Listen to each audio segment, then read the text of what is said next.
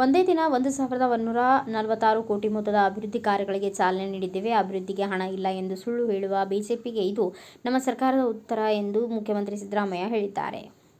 ಮದ್ದೂರು ವಿಧಾನಸಭಾ ಕ್ಷೇತ್ರದಲ್ಲಿ 1,146 ಕೋಟಿ ರೂಪಾಯಿ ಮೊತ್ತದ ಅಭಿವೃದ್ಧಿ ಕಾಮಗಾರಿಗಳ ಶಂಕುಸ್ಥಾಪನೆ ಮತ್ತು ಉದ್ಘಾಟನೆ ನೆರವೇರಿಸಿ ಫಲಾನುಭವಿಗಳಿಗೆ ಸವಲತ್ತುಗಳನ್ನು ವಿತರಿಸಿ ಮಾತನಾಡಿದರು. ಕಾವೇರಿ ಅಭಿವೃದ್ಧಿ ನಿಗಮ ಒಂದರಲ್ಲೇ 2 ವರ್ಷದಲ್ಲಿ 560 ಕೋಟಿ ರೂಪಾಯಿ ಅಭಿವೃದ್ಧಿ ಕಾರ್ಯಗಳು ಮಾಡಿದೆ.